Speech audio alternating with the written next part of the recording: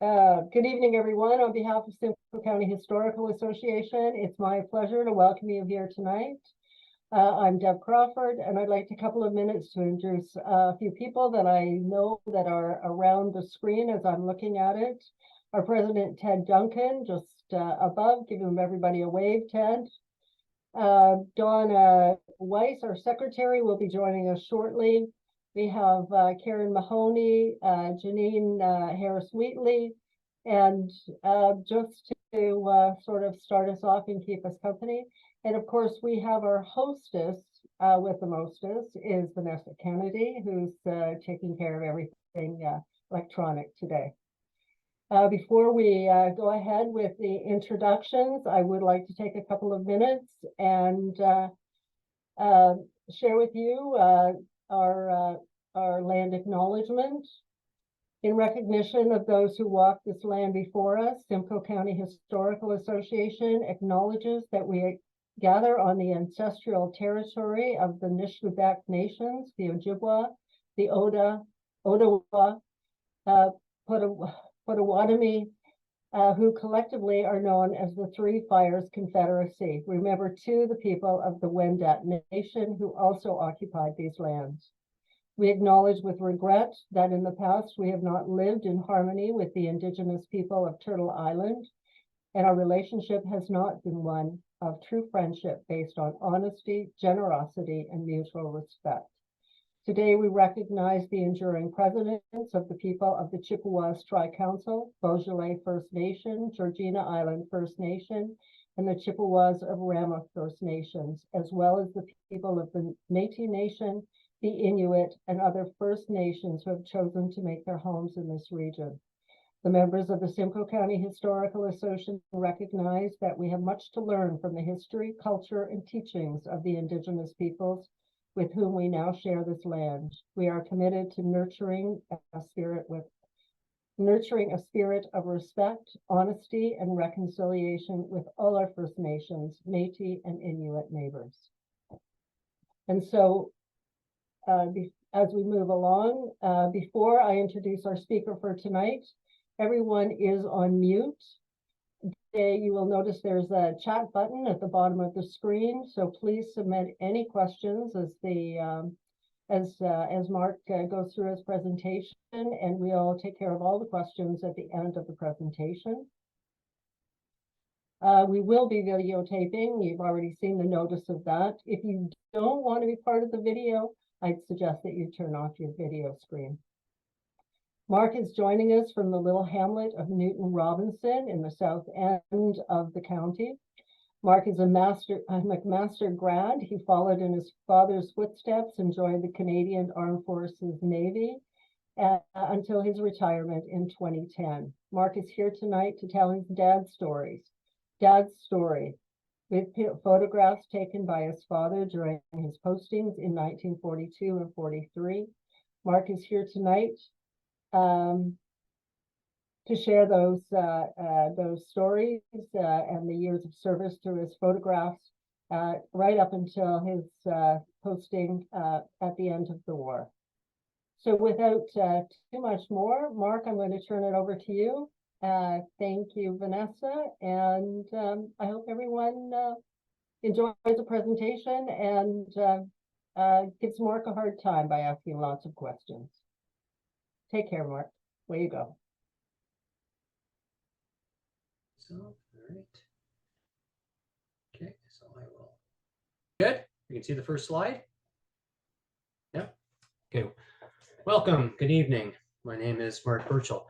So before I start, what I'd like to do is thank Deb Crawford for inviting me to speak, and I'd like to thank Vanessa Kennedy for preparing the event poster. So my dad had a collection of photographs from his time in with the Royal Canadian Navy Volunteer Reserves during the Second World War. And as a child, I remember sitting with him on the couch and flipping through those photographs and listening to his stories.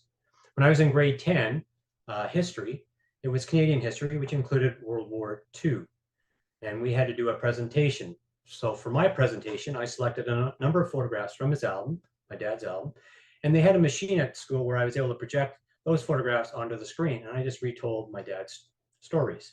So tonight I'm going to show you a number of photographs from my dad's collection, and hopefully by the end of the night you'll have a sense of what my dad's experience was like during the Second World War. So my dad, John Henry Burchell, was born July 23rd, 1918 in Montreal. When he enlisted, he was 22 years old. He had a full-time job, and he was living with his parents in Macaivo, which is now called La Flèche. And La Flèche is a neighborhood in the city of Longueuil, which is located on the south shore of Montreal. So Dad was employed with Canadian Vickers Limited as a chauffeur. So he got his job when he was 22 years old. Incidentally, Canadian Vickers built warships for the Royal Navy and for the Royal Canadian Navy.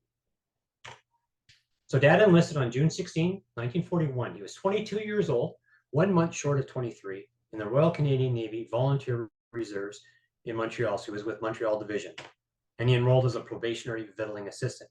So on the left here, we have his attestation form, which gives his particulars, his name, where he was living. It gives his date of enrollment, his rating, and also that he was with the Montreal Division. So victuallers supplied the ship's company and the cooks with provisions. The victuallers were the ones that went ashore and made the purchases. And according to my dad, when the ship docked, he would be the first off, and when she sailed, he would be the last one on. So he had told me he enjoyed his trade. And again, according to my dad, the captain was happy if Dad could feed the crew for under $1 a day per person. Now this is page 2 of his attestation form. And what I find interesting is, one, when you sign on, you sign to serve for the date thereof for the duration of this hostilities. So there's no change in your mind. And number 2, you had to undergo vaccinations as deemed necessary by the appropriate authorities. You had to sign and date, and you had to sign and date the oath of allegiance. Now here's a picture of my dad and his brother after they enlisted, but before they deployed. The photo was likely taken in June or July of 1941 on a street in Montreal. My Uncle Pat joined the Air Force, and luckily they both survived the war. Now this is my dad's naval training and active service record. So you can see when he signed on, he was with the Montreal Division as a probationary victualling assistant, June 16, 1941. And he was still with Montreal Division for about 2.5 months, so still living at home. Then he was deployed to Naden, which is in Victoria, West Coast, Givenchy, which is also Esquimalt, Victoria. Then he was in Stadacona, Halifax. Avalon is in St. John's, Newfoundland. And then he joined his first and only ship, HMCS Restigouche, and that was just over a year after he was deployed. So Dad reported to Naden, which is a naval school in Esquimalt, a suburb of Victoria, BC, on the 1st of September as a probationary victualling assistant. So he was put on course, and he must have passed his exams because 2 weeks later, he was promoted to victualling assistant. Now, the pictures with the red border on are pictures that are not from my dad's collection. I found them on the internet. Either they're public domain or I got permission from the website owner to use the pictures. Now, Dad was assigned to HMCS Givenchy on the 16th of October, and he was there for 2 months. Givenchy is a shore establishment at Esquimalt Dockyard. And up until the end of 1941, so while my dad was there, Givenchy supported the Fishermen's Reserve, also known as the Gumboot Navy. So fishermen who were willing to volunteer to join the Fishermen's Reserve, their boat would be outfitted with a gun, and they were tasked with patrolling the West Coast. Now, the Navy wanted the Fishermen's Reserve to wear a Navy uniform, but they refused. The fishermen were more comfortable wearing their fishing gear, their fishing attire, and part of that being the gumboots. So that's why they're called the Gumboot Navy. Now, after Pearl Harbor, the Japanese Canadians were rounded up and sent to internment camps. The Fishermen's Reserve was tasked with rounding up Japanese Canadian fishermen and confiscating their boats. Now, here's a letter that was written on November 6th from my dad to his parents while he was at Givenchy. I'm just going to read parts of it here. But now I have some good news. I passed my exams and will receive a raise in pay. I will also receive some back pay. As soon as I get it, I will send you as much as I can. I will probably get it with my pay at the end of the month. I'll make out another allotment on the 1st of December for another $15. So that will make $30 a month for you. So I think my dad was very generous. And 2, you also asked if I was on a ship. No, Mom, I am not on a ship. although it is very easy to get on one, as there is a new ship every week out here. But I think I'd rather stay here for the winter, at least for another 2 months anyway, as it is not so cold here. In fact, I haven't wore an overcoat yet, which is typical. November in Victoria, very temperate, a lot warmer than it would be here in Toronto area or where his parents were in the Montreal area. So Dad asked for 2 months, 8 weeks. He got 6 weeks. On the 15th of December, he was sent to HMCS Stadacona, which is a shore establishment in Halifax, but only for a couple days, just enough time to have this ID card issued to him. And then he was sent to HMCS Avalon, which is in Newfoundland. So Dad joined HMCS Avalon, which is a shore establishment located in St. John's, Newfoundland. And he was there for 9 months. Now here's an aerial picture of HMCS Avalon. And this is the base right here, still under construction. This is what it would have looked like when my dad was there. And here is St. John's Harbor. So HMCS Avalon became one of the most important Royal Canadian Navy bases, second only to Halifax. So in Halifax, we know the convoys formed up. This is where the merchant ships, the tankers would form up. They'd be escorted by a group to just east of Newfoundland, where the mid-ocean escort forces would take over responsibilities for escorting the convoys across the Atlantic. Now, the mid-ocean escort forces were the ships that would be formed up. They'd be stationed in here. So this is why Avalon was a very important base.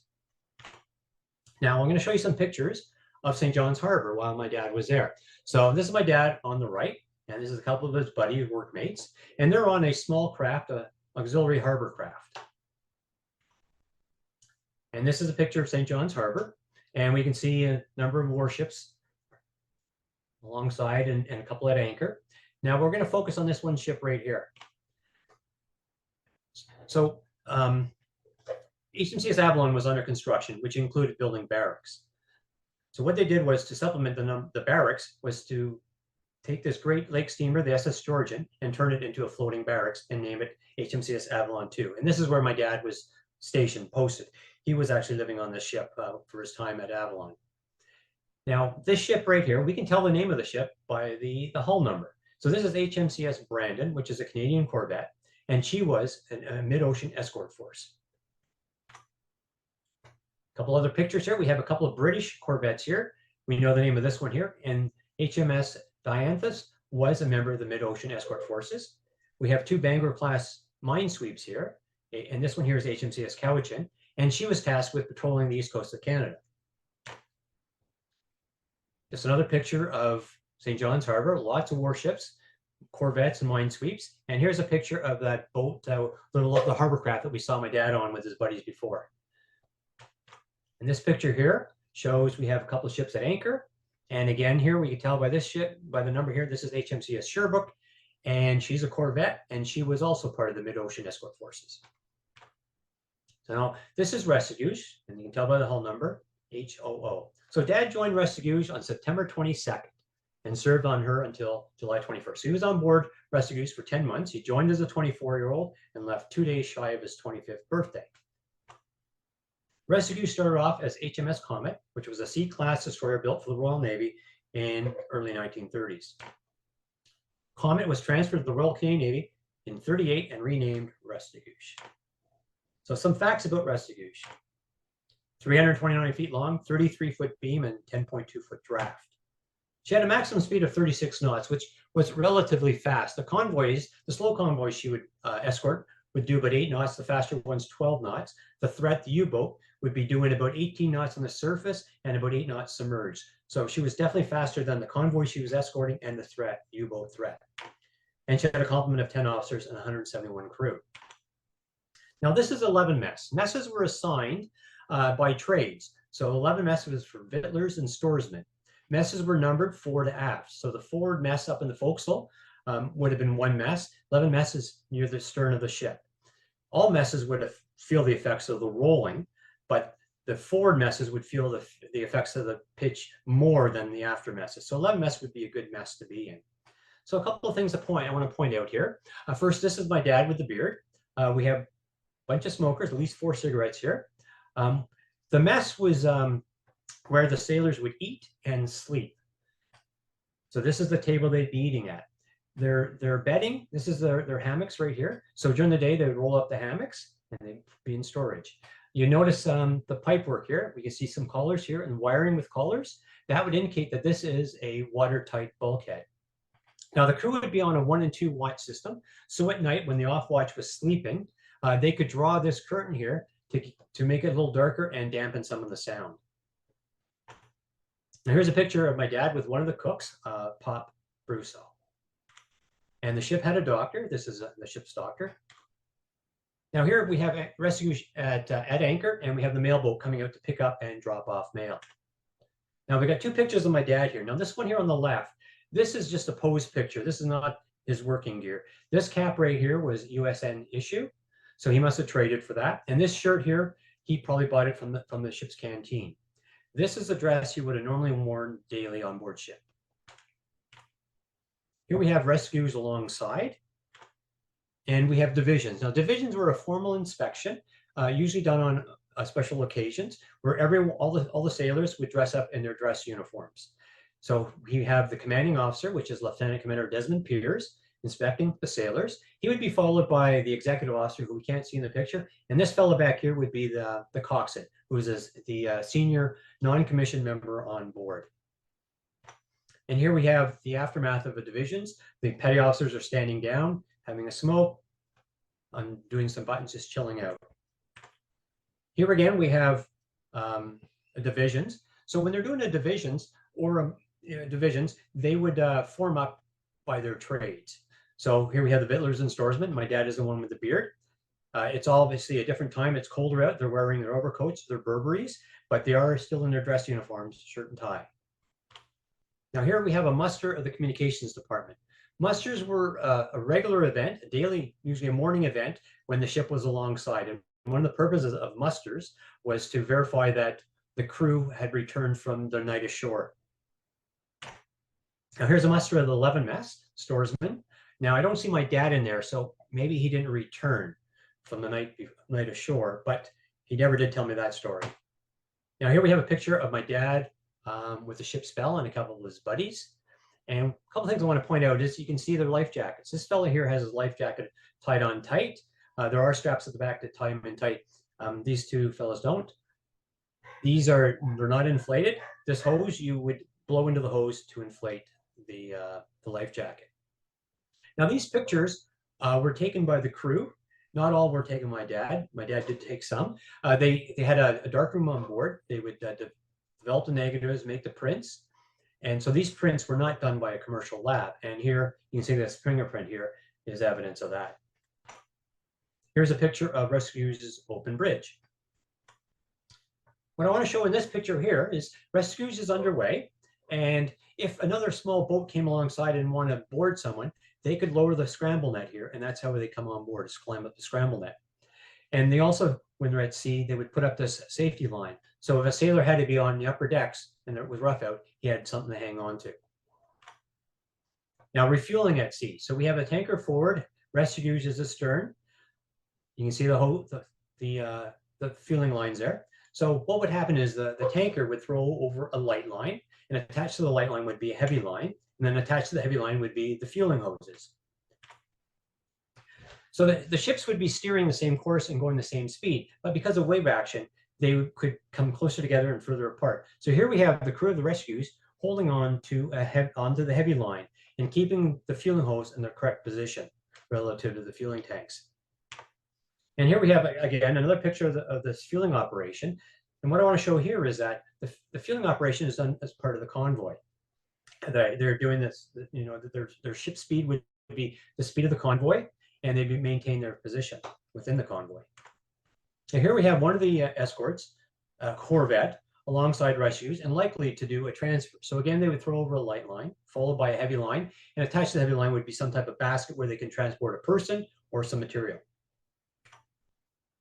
Now, lifeboat drill, very, very important. So the crew would be divided into 2 watches, a port watch and a starboard watch. And each watch would have crew assigned to the lifeboat and other crew assigned to launching and recovery of the lifeboat. And this evolution would be done, practiced probably almost every day. And the goal would be to get that lifeboat in the water within 5 minutes. Now here we have a picture of the lifeboat with crew in there just paddling for some exercise. Now it got rough at sea. Luckily, my dad, he told me he didn't get seasick. But here we have some pictures of waves crashing over the bow. Another one there. Now this here is a broken mast. You can see the mast should continue straight up, but it's folded over on itself. Now this mast wasn't damaged by enemy action. It was from a storm. I just want to talk a bit about the weapons on board.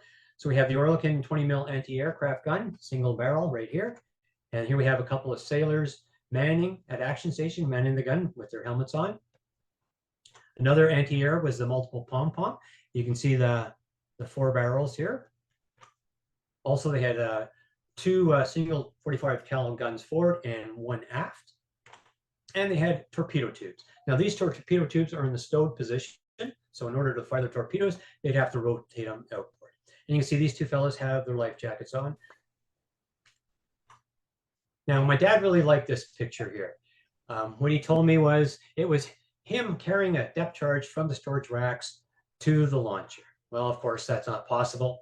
It was way too heavy for one person, and you could tell there's the cable here and the hook. So this cable would be attached to a davit arm, and then you use the davit arm to swing the depth charges over to the launcher. But Dad liked this picture. Here we have the crew launching a smoke float. So when that float hit the water, it generates smoke and make it more difficult for the U-boat to target a ship in the convoy. Now, I like this picture. There's a lot going on in this picture. It's likely the governor of Newfoundland, Sir Humphrey Whalen, out to address the crew of Restigouche. We're in St. John's Harbor. It's wintertime. You can see the snow. He's been Restigouche is at anchor. He's been escorted out onto on a corvette. He's being piped on board. There's 2 fellas here blowing onto a bosun's call, which is the whistle. We have an honor guard here, number of sailors in their dress uniforms, and we have a photographer. So we have the governor, his lieutenant, a Navy captain, Navy admiral, and a Navy captain, and we have the Restigouche crew at attention. And here he is, as you can see, all the Restigouche crew at attention, and the governor there addressing the crew. This is a picture of Easter Mass, Sunday, April 25th. Likely no pastor on board. It would be likely an officer that would take on that role. And you can see the safety line here. So now, this is my dad. You can see pictures of my dad with the beard. Okay, every crew has 2 jobs. Their trade. So in my dad's case, he's a victualling assistant. And their job went on action stations or on watch.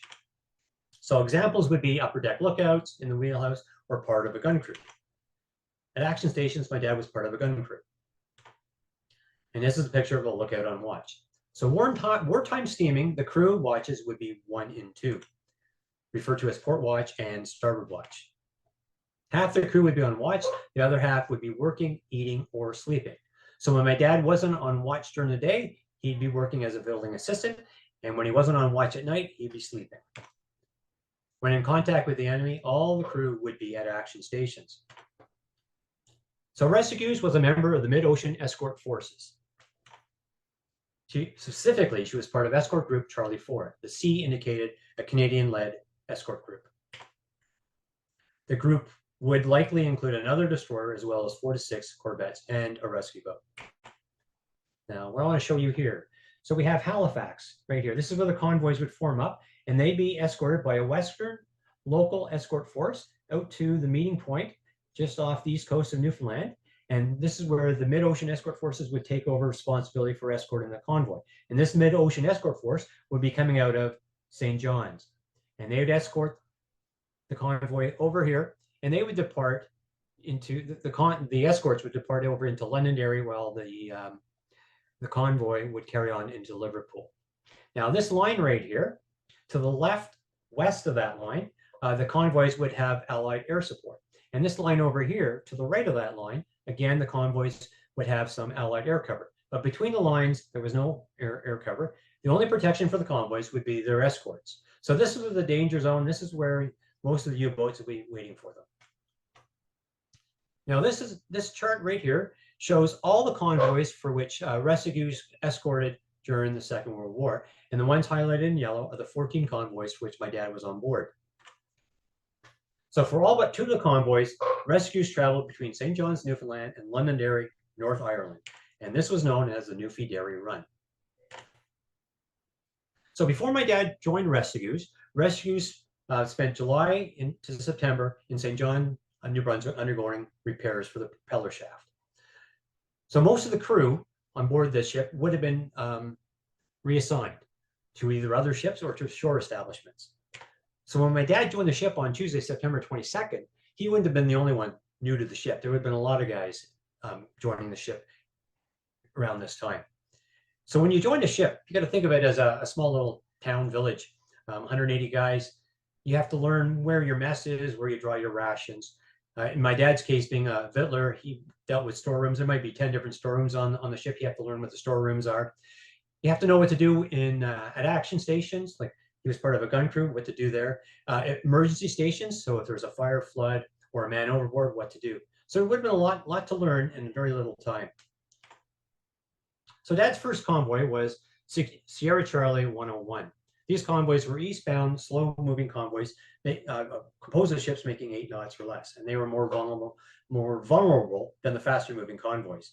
So the Sierra Charlie is slow convoy. 101 is the 101st convoy since the start of the war. So there were 30 ships in this convoy. And this convoy the escorts consisted of Canadian destroyers, Rescue and St. Croix, and Canadian corvettes Amherst, Arvida, Sherbrooke, and the British corvette Celandine.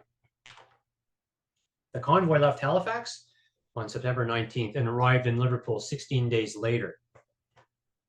The escorts, the mid-ocean escorts, joined a little bit later, left a little bit earlier, and they were only at sea with the convoy for 10 days. So the escorts left St. John's, joined the convoy, and then they departed and headed into Londonderry while the convoy carried on to Liverpool. So my dad's first convoy lost 1 ship, which was a straggler. The Danish SS Lifland became a straggler and was sunk by U-boat 610 10 days after leaving Halifax with a loss of all 29 crew. So 9 days after arriving in Londonderry, Rescues is back at it, escorting another convoy. So they would have had 9 days to refuel, restock, and give guys some R&R. So Oscar November convoys were westbound, going from Liverpool to Halifax or to New York City. So this convoy departed Liverpool and headed to New York City, and they were at sea for 20 days, and they were a 36-ship convoy. Rescues joined the convoy on the 12th, left on the 22nd. So again, she was escorting the convoy for 10 days. Now, 2 ships were sunk on this convoy. Both ships were stragglers. So the American steam merchant Angelina, 9 days out, steaming at 9 knots on a non-invasive course due to reduced visibility and heavy seas, she became a straggler. The first torpedo disabled the engines and destroyed many of the lifeboats. The crew of 55 abandoned ship in the remaining lifeboats. About 4 minutes later, the second torpedo struck the magazine and the violent explosion swamped some of the lifeboats. Now, you may wonder, why was there ammunition in the magazine? I mean, she had been to Liverpool, offloaded all her cargo. She should have been going back empty. Well, turns out Angelina was an armed merchantman. She had a gun, she had a gun crew, and so the magazine was filled with her ammunition. 5 hours later, the British rescue ship Barry rescued 8 men from the crew of 55. So what had happened, one of the escort corvettes had seen the explosion, notified Rescues, which was the command ship, and Rescues dispatched their rescue ship, the HMS Barry, and they were able to rescue 8 men. Now, the SS Steel Navigator was also a member of this convoy, and she was heading for New York City with a cargo of 2,000 tons of sand ballast. So when she got to Liverpool and offloaded everything, she would have been very light, high in the water, not very stable, hard to manage. So they put 2,000 tons of sand ballast to bring her lower in the water and make her more maneuverable. So 8 days in, they found themselves in heavy fog. Now, in the convoys, the ships were lined up in column. So the spacing between a column was about 1,000 yards, and within the column, the spacing between ships was about 500 yards. So the captain was afraid of colliding with other ships and decided to leave the convoy. 2 days of heavy seas caused the sand ballast to shift. The ship was listing at about 40 degrees. So can you imagine 40 degrees, how uncomfortable? When you're walking down the flats, it would have been almost as easy to walk on the bulkhead, which is the wall, as it would have been on the deck, the floor. very, very uncomfortable. So the crew shifted the cargo by hand, and by the third day, the list was down to 12 degrees. Again, they're down below decks, shoveling sand for 3 days in rough weather. Very uncomfortable. The next day, the ship was struck by a torpedo from U-boat 610. The crew abandoned ship, but due to heavy seas, some of the lifeboats capsized. And after spending 7 days at sea in the North Atlantic, from a crew of 55, 16 survivors were rescued by HMS Decoy. Incidentally, HMS Decoy was gifted to the RCN and renamed HMCS Kootenai. So over the course of the first 2 convoys, 3 ships were lost, all were stragglers, and 2 were sunk by U-boat 610. About a year later, U-boat 610 was sunk by a Canadian Sutherland aircraft, dropping depth charges with all 51 hands lost. Now, St. Croix was the second destroyer in mid-ocean forces Charlie 4 for my dad's first 2 convoys. So my dad likely knew some crew members of that ship. They would have been in port in St. John's and in Liverpool together, or sorry, in Londonderry together. And he probably knew a couple of guys, and probably the Vittlers. HMCS St. Croix left Charlie 4 and joined Charlie 1 after those first two convoys that my dad was part of. Now, a little bit about St. Croix. She was commissioned in April 1919 as USS McCook and was transferred to the Royal Navy in 1940 as part of the Destroyers for Bases Agreement, where the USN gave the Royal Navy destroyers, and in return, the Royal Navy gave or leased on a 99-year agreement the USN some bases. And one of those bases was Argentia, Newfoundland. Unfortunately, St. Croix was sunk on September 20th in the Bay of Biscay by U-boat 305. The next morning, after 13 hours in the water, 81 crew were rescued by HMS Itchen. So why were they in the water for 13 hours? Well, because there was still a battle ongoing. And for a ship to pick up crew from the water, or survivors in the water, they have to come to a standstill. And it was deemed too dangerous. So they had to wait till it was safe, and it was 13 hours before they were able to get to rescue the crew. The following day, HMS Itchen was sunk by U-boat 666. One crew member from the St. Croix, stoker William Fisher, and 2 from HMS Itchen were rescued. So this stoker William Fisher survived 2 sinkings in 48 hours. St. Croix lost 146 crew members. Surgeon Lieutenant William Lyon Mackenzie King, the nephew and namesake of Canada's wartime prime minister, was one of the casualties. So Dad's third convoy, Slow Convoy 107, departed New York City for Liverpool. 15 ships were lost on this convoy, my dad's third convoy. Now, before we talk about what happened, we're going to talk about the threat. So the Type 7 U-boat was the most common. 703 were built. Speed 17 knots on the surface and 7.6 knots submerged. 4 bow torpedo launchers, 1 stern torpedo launcher. And it carried a total of 14 torpedoes. Now we have on the left here is a picture of the attack periscope, and here is the observation periscope. So with the calm seas, you can see the wake of both these periscopes. Now, if there's any whitecaps out there, it'd be very difficult to distinguish the wake of the periscopes from the whitecaps. So a U-boat must be surfaced or at periscope depth in order to fire a torpedo. Torpedoes are straight runners, which is a true statement at this time in the war. Later, torpedoes became more sophisticated, but at this time, they're straight runners.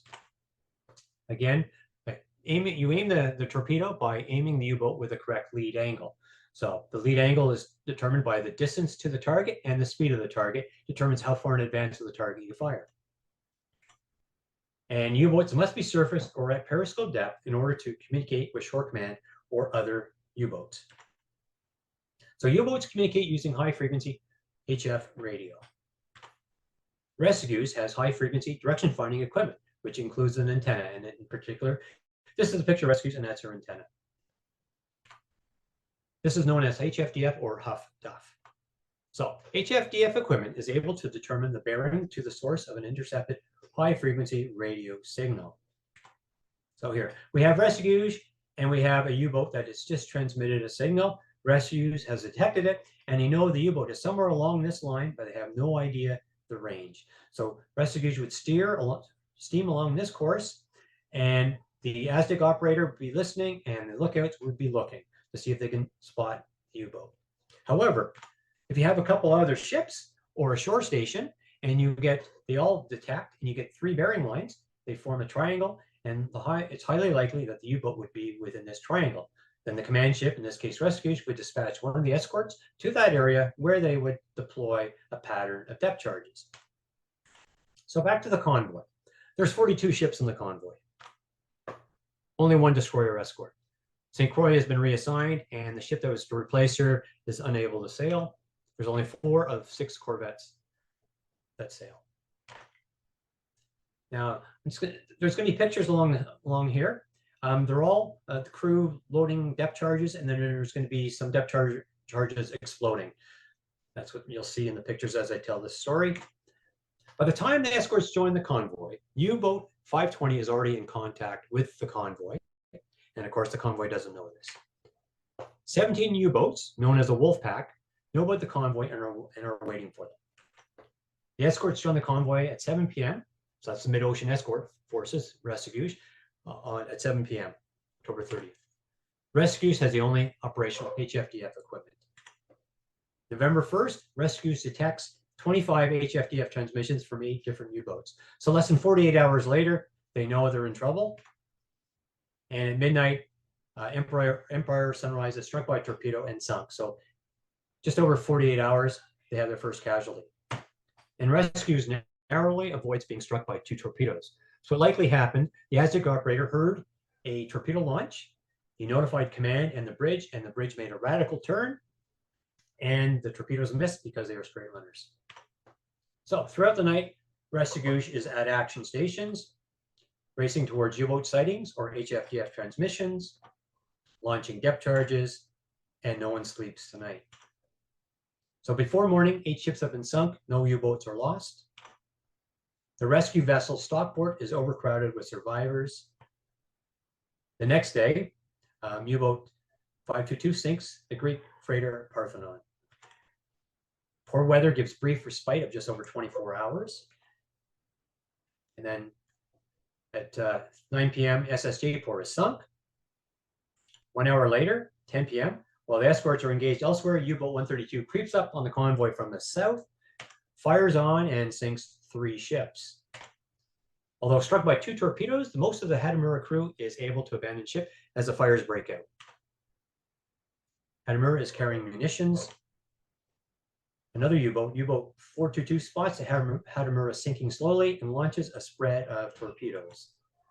750 tons of high explosives detonate and instantly vaporizes the Hadamura in one of the largest pre-nuclear man-made explosions on record.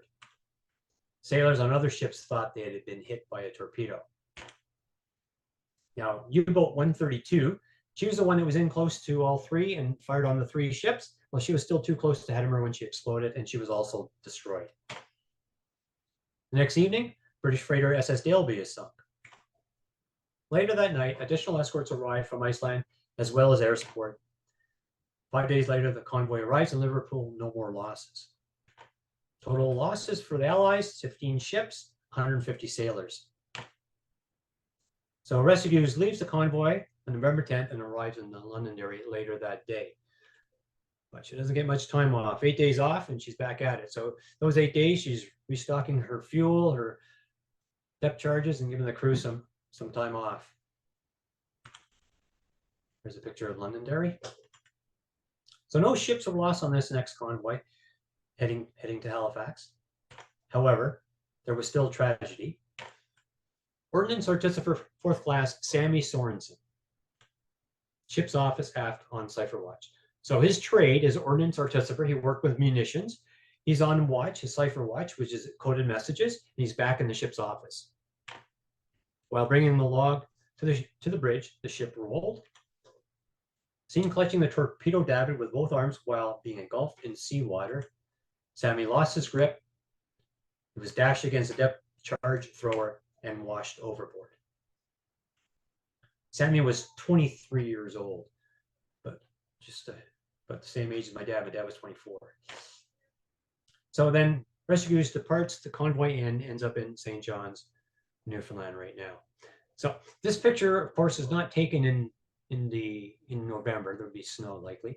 But what I wanted to show was We have a submarine here, and we also have a corvette, which is HMCS Trillium. And Trillium was built by Canadian Vickers, but it was built before my dad had started working at Vickers, so he likely did not see her. So Rescues departs St. John's and heads back to Liverpool on December 11th, and no ships were lost on this convoy. So that Rescues arrives in Londonderry on December 25th, 1942. A long-standing naval tradition is that on Christmas Day, the commanding officer and the youngest crew member switch uniforms. So who we have here is, well, we have Lieutenant Commander Debbie Pierce.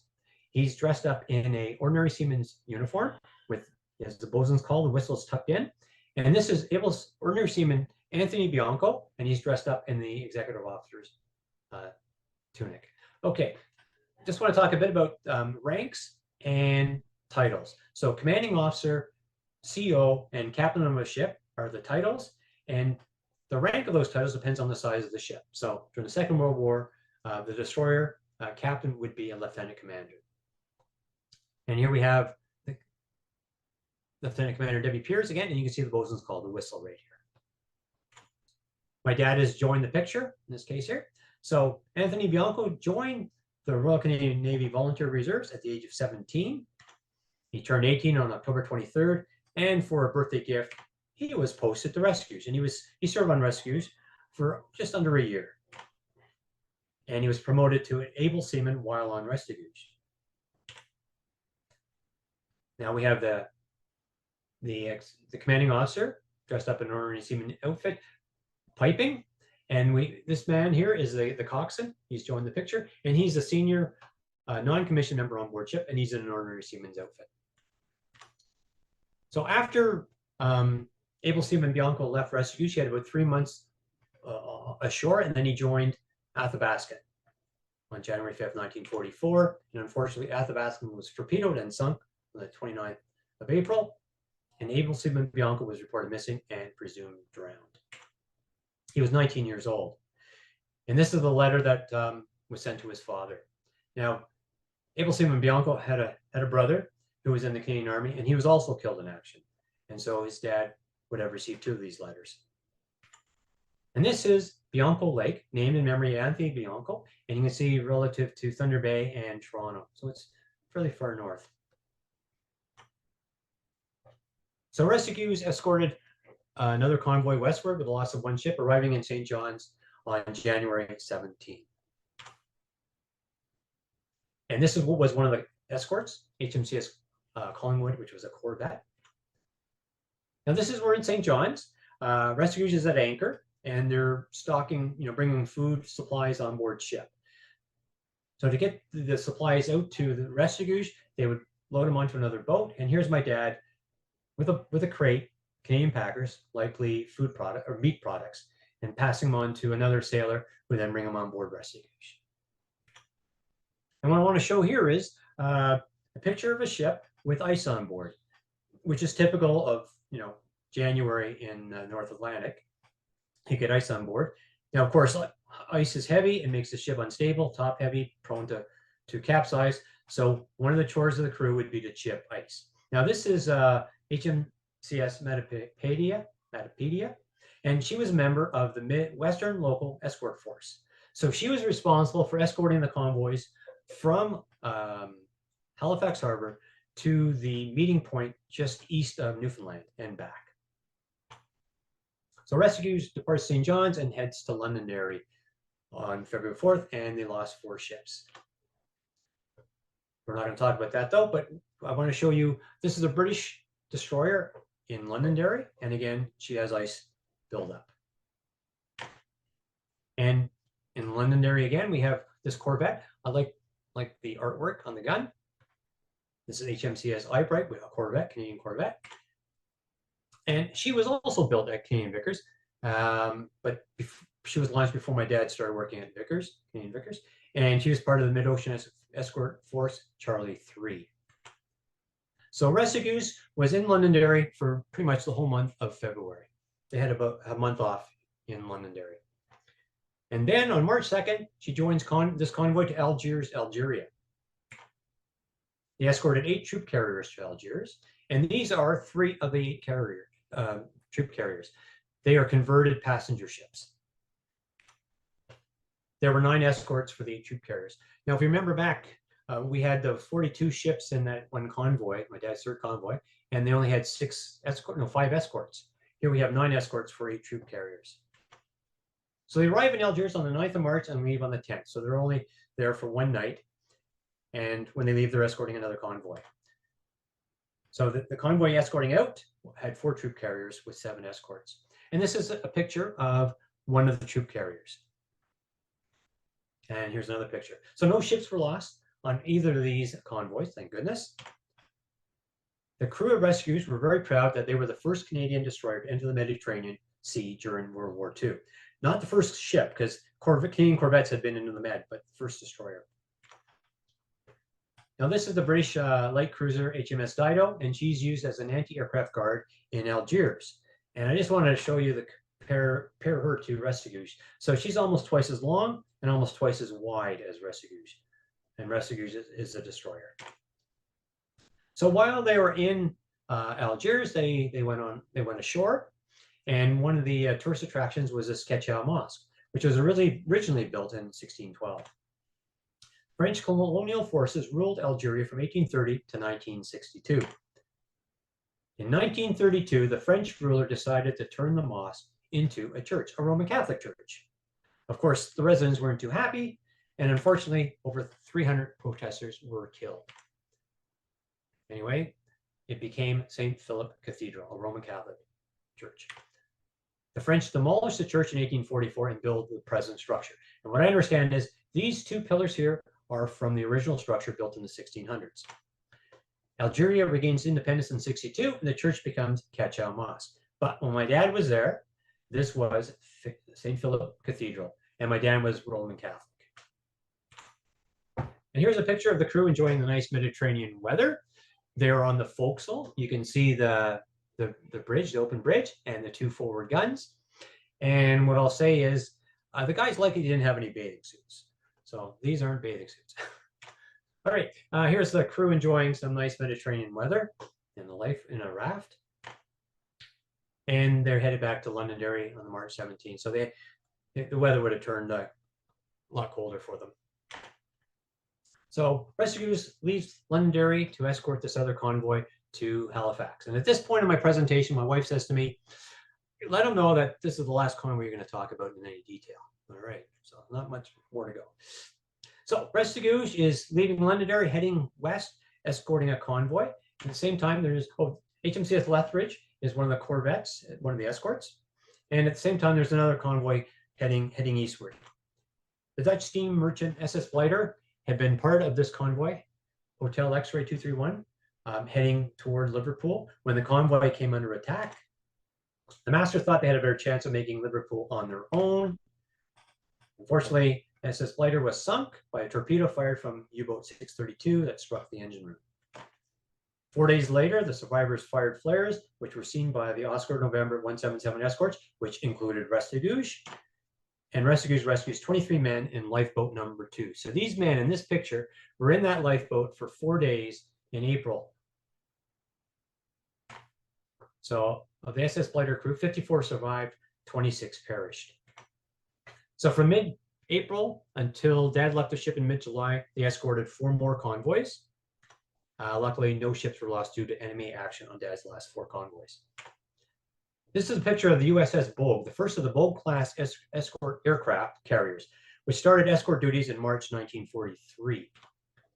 This picture was likely taken in mid-May while escorting this convoy. So after escorting this convoy, USS Bogue was assigned to a hunter-killer anti-U-boat group. So improved escort capabilities, aircraft carriers with airplanes, and going on the offensive resulted in fewer ship losses from the convoys. I just want to talk about Dad's naval training record again. So when he left the ship, he had leave. Okay, one thing is, you can see it's SA now instead of VA, stores assistant. He didn't remuster. They changed the name of the trade. So instead of being vittling assistants, it became stores assistants. And he was on leave for a couple of months. Then he went to Stadacona, again, only for a day. Then he went to Griffin, which is Port Arthur, Thunder Bay, went to York and Toronto, and then he went to Montcalm, Quebec City. He was discharged, demobilized on 23rd November 1945. All military who were demobilized were given a plainclothes gratuity of $100, and this was for them to buy civilian clothes. Now, I'd like to just run through my dad's medals. The first one is a 39 to 45 star. It was awarded for 6 months active operations, and he was on board rescues for 10 months. The African Star with the bar here, awarded for 1 day service in Africa, and bar indicates service between October 42 and May 43. And then we have the Defense Medal here, awarded for 6 months service in territories threatened by the enemy. Next one is the Canadian Volunteer Service Medal with the silver clasp, and that was awarded for volunteer service of at least 18 months, and clasp was awarded for overseas service. And then we have the War Medal, awarded for 28 days of full-time service. Now, this picture here, when I first started preparing this presentation back in March, I had this picture at the beginning of the presentation, thinking that after Dad had enlisted, got his uniform, he came home, had a picture taken, until I noticed this right here, which is his undress ribbons. That's his medals. So he wouldn't have got the medals until the end of his career. So that's why the picture's at the end of the presentation now. This is a sculpture that's in Halifax. And the purpose of showing you the sculptures, because I wanted to show the hammock here. We saw the hammock all stored in 11 mess, and the duffel bags. So the duffel bag, the sailors would carry their clothes and personal items. And we have my dad's duffel bag. So when I've given this presentation in person before, I had a number of items to show that my dad had. So he has 2 caps like this. They're not from rescues. They're from 2 different ships, and likely he traded for them when he was at HMCS Avalon. And then here you can see the hammocks here. The hammock, same thing. This cap right here, we have that cap, that USN cap, and we also have my dad's life jacket. And as for, we also have his gas mask. And this is his duffel bag. With his black hair and black beard, he was nicknamed Blackie. And we have some artwork, some of his artwork on his duffel bag. Now, I guess my dad had some influence on me, because I ended up joining the Navy as well. And I was fortunate enough to serve on HMCS Rescues. So I made this as a collage, and then I had it converted to a cross stitch, and then my mom made this cross stitch for me. So this is my dad early on when he was first commissioned, and this is his ship, his Rescues with HOO. This is me when I was first commissioned with my Rescues, which is 257, and my ship's crest. This Rescue was, after the war, was scrapped for metal, and this one was sunk as a artificial reef off of Cancun. No, Acapulco, sorry. So this is the end, the last picture, and this is a picture of my dad. And this is my points of contact if anyone wants to reach me. So that's it. Train for that. Well, there's some questions in the chat for you. So Ted Duncan has asked, will your talk and photos become part of the Canadian War Museum collection? Not that I'm aware of, no. I'll tell you one thing. I know some of these pictures, other sailors have them. As I say, my dad didn't take, I don't know how many pictures my dad took or which pictures he took. But when I was involved with the military, there would be a camera, people would take pictures, and at some point, pictures would be made available, and you just select ones you want, and you have your own collection of the photographs that you wanted. And I've been online when doing the research, and I found pictures from my dad's collection that other people had posted online. There's another question. How many times have you given this talk? Have you given the talk to schools or legions? And have you talked to Ted Barris, who is a recent book on the Battle of Atlantic? Okay, I've given this talk. This is the 3rd time I've given this talk. The first time was for the Tecumseh and West Gwillimbury Historical Association. The second time was because some speaker bailed, and so I did it for the Model A, Ford Model A Club. And then this is the third time. Have I given it? No. So schools, well, do you think schools would be interested, or legions would be interested in this talk? You think? I think they would be. Yeah, okay. Then I can approach some schools in the area for maybe for next year, Remembrance Day or near Remembrance Day. Okay. I think that would be good. If you want a recommendation from Simcoe County Historical, just please ask for it because we will give it to you. Okay, great. Thank you very much. I'm glad you enjoyed it. As I say, I took a long time. I mean, I had all these pictures, but I didn't necessarily, my dad didn't tell me the story behind every picture. There was just too many pictures, and whether he did or not, I don't remember. So I had to do a lot of research to find out and try to put some story together rather than just show a picture. And I try to, make it a story throughout the whole presentation. Yeah. My brother was in the Navy as well. He's now 83, and he was also on Restigouche. I just thought I'd put that in for you. Yeah. He was on rescue like during the war? No, Oh. the same ship you were on later. Oh, I was on 257. Oh, okay. Yeah. She was commissioned in the 60s, and she was decommissioned, I think, in the early 90s, late 80s, early 90s. Yeah. Wow. Thank you. You did a great talk. I hope you get to do it at schools and legions. I know the Legion in Aurelia would probably be very interested. And Brecken. I'll talk to them. Well, I'm down in Bradford. Karen's got a question. It's more a comment than a question. As a young girl, I was with NLCC Achilles and RCSAC Ajax. I remember that we would have the men come in who participated in the war, the Battle of the Atlantic, and give talks. And I'd just like to say that your talk was really great, and adding your dad's photos really made it special. And thank you very much. And I mean, yeah, like everybody who is saying, like to speak to others, but I'm not sure. I know Bradford has Air Cadets. I think Barrie has Sea Cadets. But as I say, I was a Sea Cadet, I was a Navy League Cadets, and I still, my time, even though it was many, many moons ago, I remember those men, I remember the stories, the importance, etc. So I think even being able to talk to the cadets about this, I think they would really like that. And thank you for sharing your dad's stories. And thank you for your service too. Oh, thank you very much. Thank you. Yeah. There's another comment in the comment section. This is amazing that your father has taken these photos and that you were able to piece together the story through your experience and research. Thank you. You're welcome. Yeah. I just think some of the pictures are, they need to have a story told. Like, the survivors in the lifeboat from the Blighter, and the fellow that was washed overboard, and you can see his funeral and the wreath being thrown in the water. Yeah. It's really, these things happened, and my dad was there to see that. Yeah. There's another comment.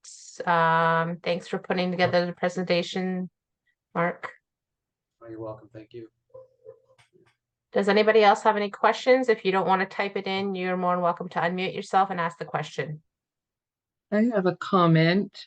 My mother's brother was the Merchant Marine, and he was torpedoed twice, and watching your presentation gave me a better impression about what it must have been like to be out there. I guess the good thing about my dad being in the Navy on the destroyer, they weren't the target, right? Yeah. May I ask or comment? Sure. I can't help thinking, I've heard many stories and all of them amaze me, and yours equally as much as any other, Mark. we have to remember the only reason we have this story is because your father was a survivor. That's right. And none of this is possible without the good fortune, the skill, whatever else you want to attribute to your dad, and for his presence of mind to take photos. Because these days, when people take photos, we never see them. They're in a little camera, they're in a little phone box that we don't get to see. So I'm fearful for our future history in that regard, and I'm thankful that your father was such a man to do that. Well, thank you. You know, when I gave this talk back in grade 10 history class, probably chose 20 pictures, and yeah, I was asked to give it to the other grade 10 history class as well. So It would be great to have a coffee with you sometime and discuss and talk about these things. These stories have to be told. I guess if we have no more questions, I will finish up. One of the things that Winston Churchill said was that the battle that was the greatest worry he had during the war was the Battle of the Atlantic. And when you think about it, it was true. If your father's ship and other ships hadn't got those convoys over to Great Britain from the United States and from Canada and from other places in the world, there might not have been a survival of Great Britain during the war. And obviously there wouldn't be a chance to invade at D-Day Europe and rescue the people who were under the domination of the Nazis. I have read a number of books and on the war, and I learned a lot about convoys and how they performed from you tonight beyond what I've read. It was very enlightening. You were very articulate. You were very informative. You spoke well. You were well researched, and you had great photos. And I would, on behalf of Simcoe County Historical Association, like to thank you for the work that you've done in putting this together and the great performance that you did tonight to tell us all that story. So thank you, Mark. And I hope you tell it again a number of times because it needs to be told. And the youngsters need to hear it. So okay. I would talk to the schools about it and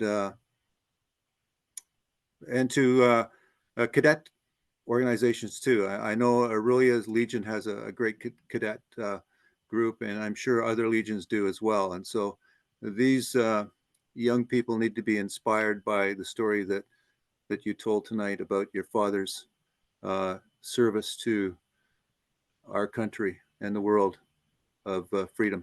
So thank you very much. Oh, you're very welcome. Thank you. Thank you for giving me the opportunity to tell my story. Simcoe County members who have joined us tonight. And one of the things that is important is that we need more members. We need members to renew their membership. The stories that we still have to tell are important.